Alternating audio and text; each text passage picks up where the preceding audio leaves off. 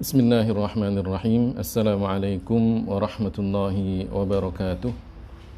Alhamdulillahi rabbil alamin. Wal aqibatu lil muttaqin. Wala udwana illa 'alal zalimin.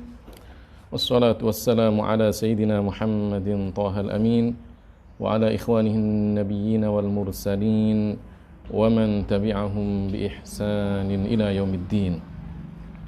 Allahumma la sahla illa ma ja'altahu sahla wa anta ya hayyu ya qayyum taj'alul hazna idza syi'ta sahla. Allahumma 'allimna ma yanfa'una wanfa'na bima 'allamtana wa zidna 'ilma wa na'udzubika min hali ahli an-nar. Amma ba'du.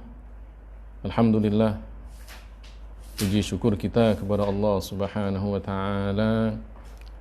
Kita masih diberikan nikmat iman, nikmat Islam, nikmat sehat walafiat, sehingga kita sampai pada tahun baru Hijriah 1442.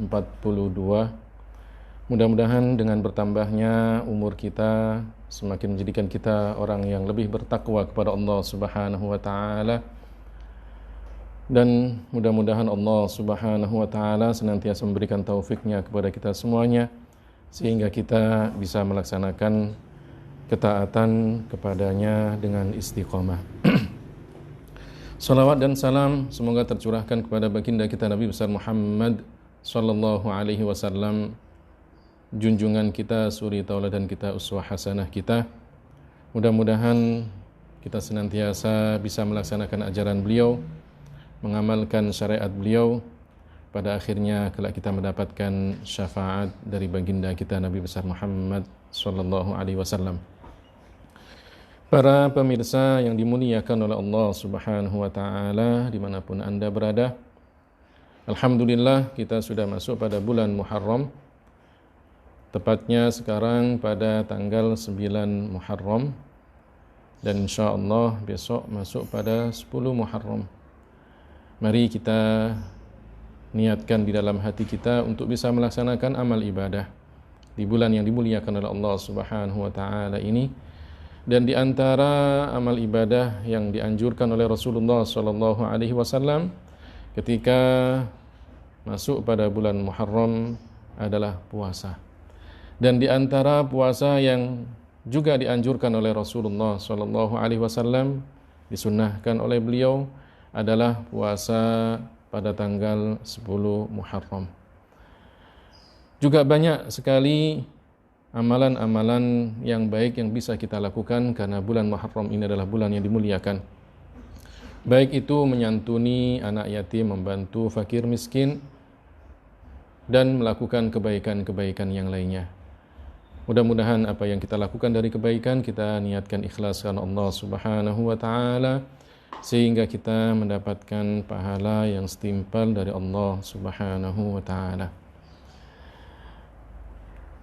Para pemirsa yang dimuliakan oleh Allah Subhanahu wa taala, kita lanjutkan kajian hadis yang ke-14 dari kitab Al-Arba'in An-Nawawiyah. Bismillahirrahmanirrahim. Al-hadithur rabi' ashar. An Ibni Mas'ud radhiyallahu anhu qala qala Rasulullah sallallahu alaihi wasallam la yahillu damu imri'in muslimin illa bi ihda thalath ath-thayyibuz zani wan nafsu bin nafsi wat tariku lidinihi al-mufariqu lil jamaah. Rawahul Bukhari wa Muslim.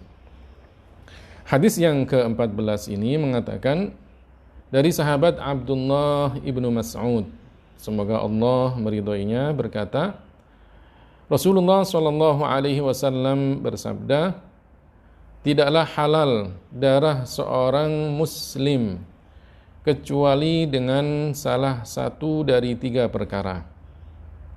Yang pertama, ats-tsayyibuz zani, seorang yang sudah pernah menikah dengan pernikahan yang sah dan pernah melakukan hubungan suami istri dengan pernikahannya itu, kemudian dia melakukan perbuatan zina. Wan nafsu bin nafsi, Yang kedua adalah orang yang membunuh seorang muslim yang merdeka, maka dia terkena hukuman qisas. Dan yang ketiga adalah at-tariku lidinihi, orang yang meninggalkan agamanya, orang yang murtad, al-mufariqu lil jamaah, yang berselisih dan meninggalkan jamaah umat Islam. Ya. Hadis ini diriwayatkan oleh Al-Imam Al-Bukhari dan Al-Imam Muslim. Dari sahabat Abdullah ibnu Mas'ud. Jadi hadis ini diriwayatkan oleh sahabat Abdullah ibnu Mas'ud, salah seorang sahabat yang dikatakan sahibu sirri Rasulullah sallallahu alaihi wasallam. Banyak sekali menyimpan rahasia Rasulullah sallallahu alaihi wasallam. Salah seorang sahabat yang termasuk as-sabiqunal awwalun, orang-orang yang pertama kali masuk Islam, mengikuti ajaran Rasulullah sallallahu alaihi wasallam. Salah seorang sahabat yang dikatakan afqahu, ya, min afqahi ashabi Rasulillah, di antara salah satu sahabat yang ahli fiqih. Nah, bahkan dikatakan di antara salah satu sahabat yang sampai pada derajat mujtahid. Jadi ini Abdullah ibnu Mas'ud. Beliau ini diberi kunyah oleh Rasulullah sallallahu alaihi wasallam dengan sebutan Abu Abdurrahman. Jadi Abdullah bin Mas'ud, mungkin kita pernah mendengar istilah al-abadilah al-arba'ah, sahabat-sahabat yang namanya Abdullah dan mereka 4. Tapi Abdullah bin Mas'ud ini tidak masuk di situ. Ya. Al-abadilah al-arba'ah, Abdullah yang 4 itu mereka yang dari segi umurnya masih di bawah Abdullah bin Mas'ud. Ya, al-abadilah al-arba'ah, 4 Abdullah itu adalah Abdullah bin Umar, Abdullah ibnu Abbas, Abdullah ibn Amr bin As, Abdullah bin Zubair. Mereka ini hampir satu masa, satu umur. Tapi kalau Abdullah ibnu Mas'ud ini sahabat senior. Ya, sahabat senior di antara as-sabiqunal awwalun. Abdullah ibnu Mas'ud ini di antara sahabat Rasulullah sallallahu alaihi wasallam yang ahli Al-Qur'an. Bacaannya bagus. Ya. Dan Rasulullah sallallahu alaihi wasallam pernah minta untuk dibacakan Al-Qur'an dan mendengar bacaan Abdullah ibnu Mas'ud. Karena begitu indahnya bacaan Abdullah ibnu Mas'ud ini. Bahkan sahabat Abu Musa al-Asy'ari, dan kita tahu bagaimana sahabat Abu Musa al-Asy'ari yang pernah dikirim oleh Rasulullah sallallahu alaihi wasallam berdakwah. Beliau mengatakan, "La tas'aluni an syai'in." Janganlah kalian bertanya kepadaku tentang sesuatu. Madama hadzal habru fikum. Selama orang yang alim ini berada di antara kalian. Orang yang alim dimaksud di situ siapa? Abdullah ibnu Mas'ud. Ya. Abdullah ibnu Mas'ud ini banyak kata-kata mutiara yang diriwayatkan dari beliau. Di antaranya apa yang disebutkan oleh Al-Imam At-Tabarani. Ketika itu Abdullah ibnu Mas'ud sedang naik di bukit Safa. Ya. Kemudian beliau memegang lisannya. Ya, beliau pegang lisannya. Setelah itu beliau lepaskan dan beliau mengatakan, seakan-akan beliau ingin berbicara dengan lisannya yang telah dipegang itu tadi. Beliau mengatakan, "Ya lisanu, qul khairan taghnam, waskut an syarrin taslam, min qabli an tandam. Inni sami'tu Rasulullah sallallahu alaihi wasallam yaqul, aktsaru khataaya ibni Adam min lisanihi."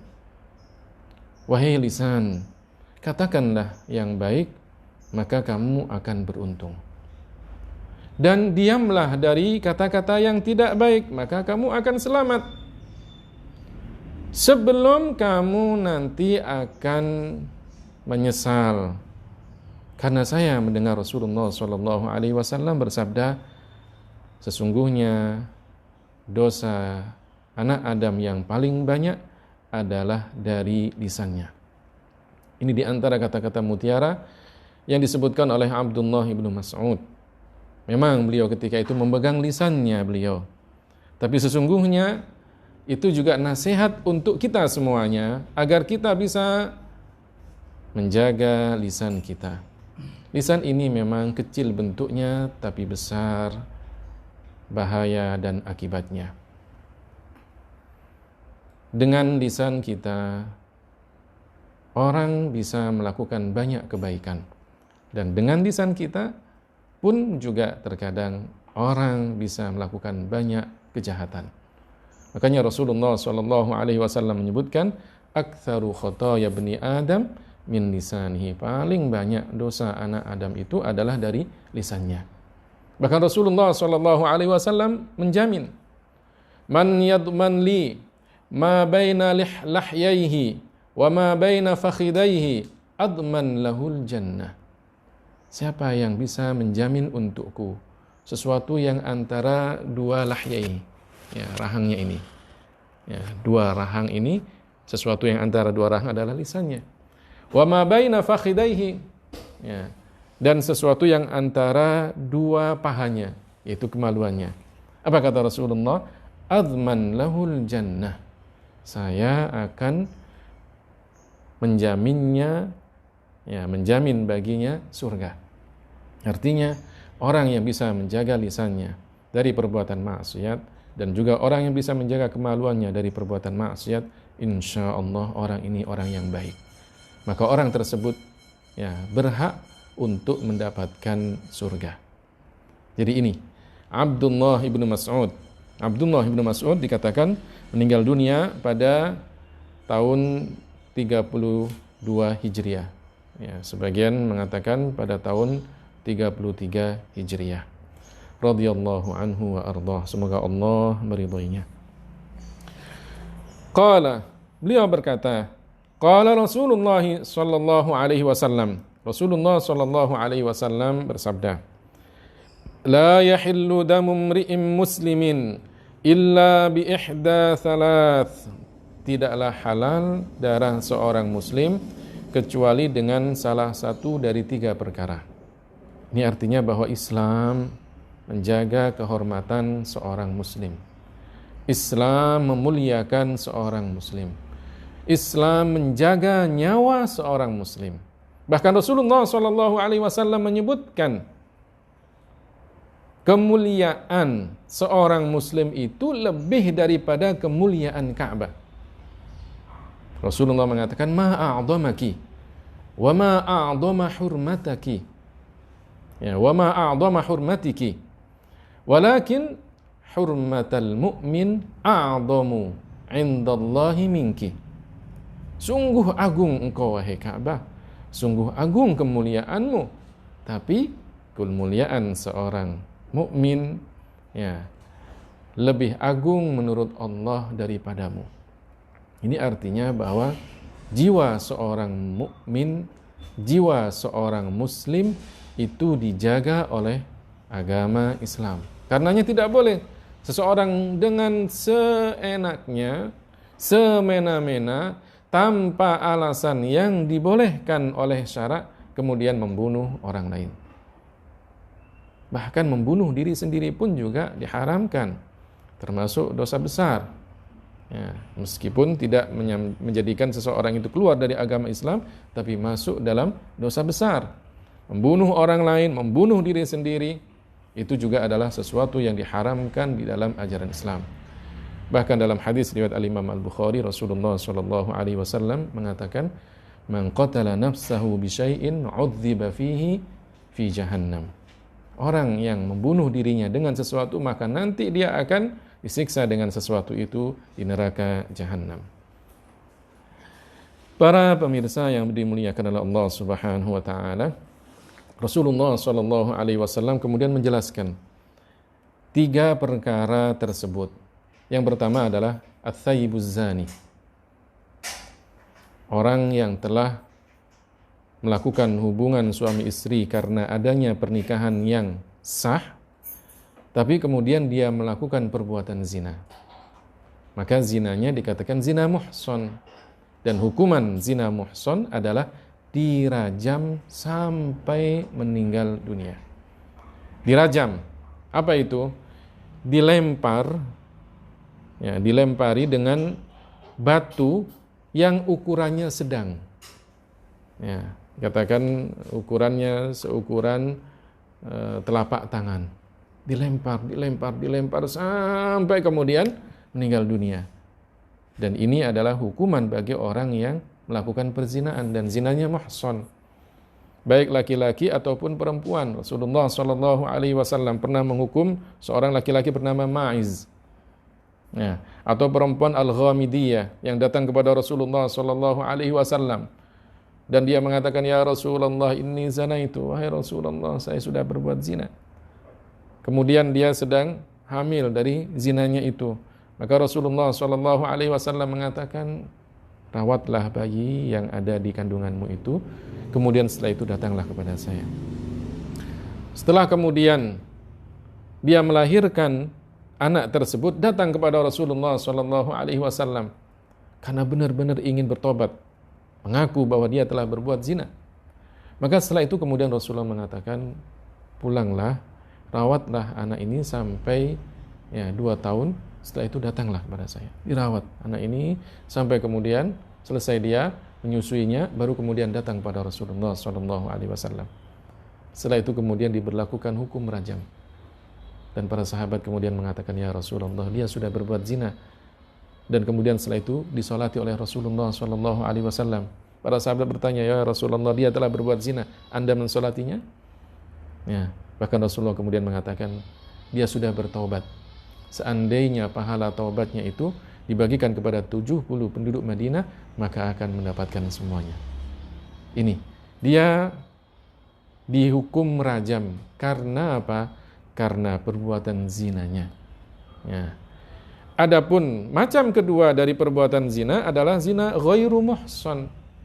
Zina yang dilakukan oleh seorang penjaga ataupun perawan yang belum pernah ada ikatan pernikahan yang sah, belum pernah melakukan hubungan suami istri dari ikatan pernikahannya itu. Nah, maka jika dia melakukan perbuatan zina, zinanya dikatakan zina ghairu muhsan. Hukumannya apa?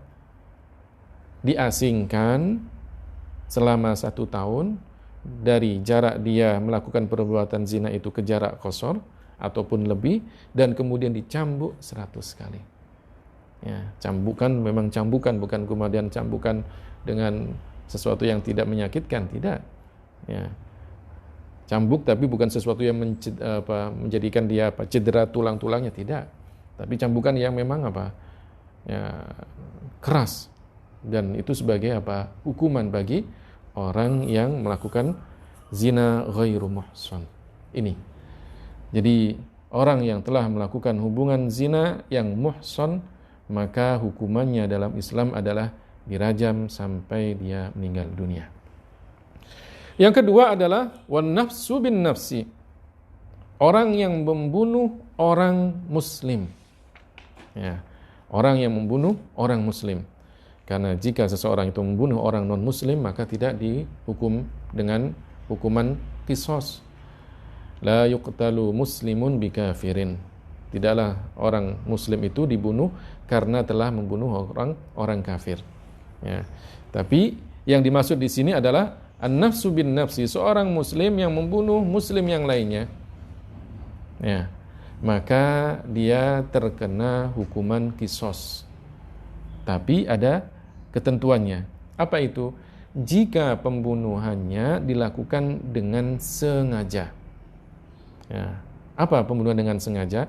Memang ada niatan sengaja untuk membunuh si muslim itu dengan sesuatu yang memang bisa menghilangkan nyawanya. Baik itu dengan pedang, dengan pisau, dengan senjata ya, tajam lainnya. Ya. Memang sengaja dilakukan itu. Maka orang ini telah melakukan pembunuhan. Ya. Orang yang membunuh kena kifarat. Ya. Siapapun, apapun bentuk pembunuhannya itu, baik pembunuhan sengaja ataupun tidak sengaja, kena kifarat. Apa itu? Membebaskan budak. Ya.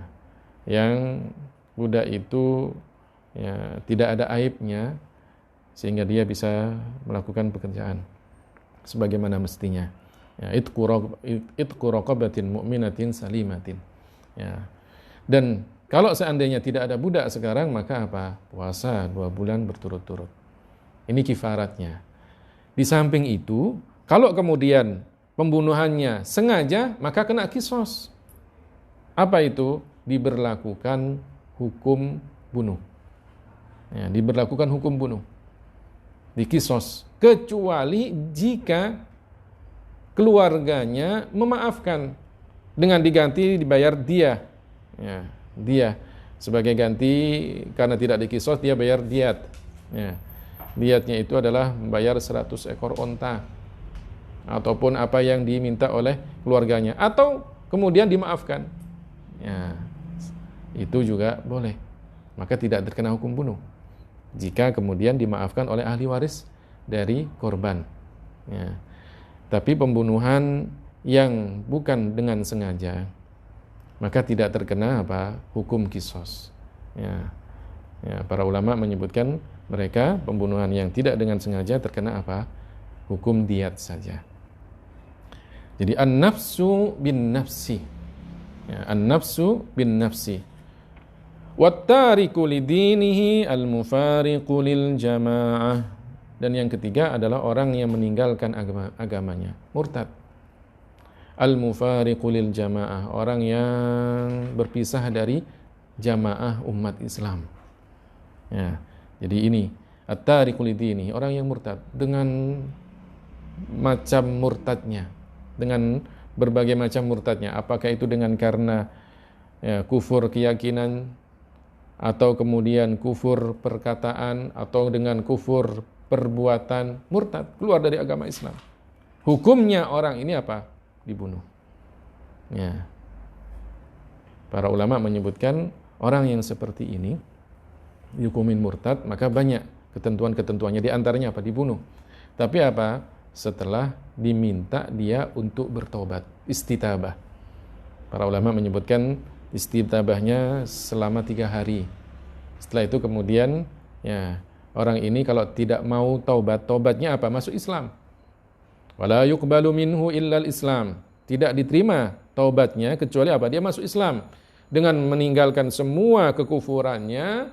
Ya, kemudian apa? Dia mengucapkan 2 kalimat syahadat dan tidak akan kembali kepada kekufuran yang telah dia lakukan. Ucapkan 2 kalimat syahadat. Nah, masuk Islam lagi. Kalau tidak masuk Islam setelah istitabah, maka apa? Dipenggal, dibunuh.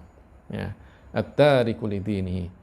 Ya, dalam hadis riwayat Al-Imam Al-Bukhari disebutkan man baddala dinahu faqtuluh. Orang yang mengganti agamanya, artinya keluar dari agama Islam, faqtuluh, maka bunuhlah dia. Ya, faqtuluhu, maka bunuhlah dia. Ya. Dari 3 hal ini, ya, dari 3 hal ini, at-thayyibuz zani wan nafsu bin nafsi wat tariku lidinihi, 3 hal ini hukum bunuhnya siapa yang melakukannya? Khalifah. Bukan kita, orang yang awam. Bukan kemudian hanya sekedar dia adalah seorang alim, tidak. Tapi yang melakukan hukuman itu semuanya siapa? Khalifah, atau orang yang ditunjuk oleh khalifah untuk melakukannya. Ya, ini. Jadi khalifah yang dimaksud di situ adalah siapa? Khalifah yang dipilih oleh umat Islam. Khalifah yang sudah disepakati oleh umat Islam. Bukan sekedar seseorang itu kemudian dikatakan khalifah oleh kelompoknya sendiri saja. Tidak. Itu bukan khalifah yang berhak untuk melakukan 3 hal ini. Ya, seperti yang didengungkan oleh Hizbut Tahrir. Tidak. Khalifah yang dimaksud seperti Khalifah Abu Bakar, Umar, Uthman, Ali. Ya, khalifah-khalifah yang datang setelahnya seperti Umar bin Abdul Aziz. Ya, ini khalifah-khalifah yang dikatakan bisa melakukan hukuman bunuh bagi 3 macam orang ini. Ats-tsayyibuz zani wan nafsu bin nafsi wat tariku lidinihi. Ya. Adapun apa yang didengungkan oleh Hizbut Tahrir dengan mengatakan man mata wa laysa fi unuqihi bai'ah mata mitatan jahiliyah. Katanya orang yang mati tapi kemudian tidak ada baiat pada dirinya, maka nanti matinya mati jahiliyah. Ini hadis, ya, potongan hadis yang dijadikan propaganda oleh mereka untuk menipu orang yang awam.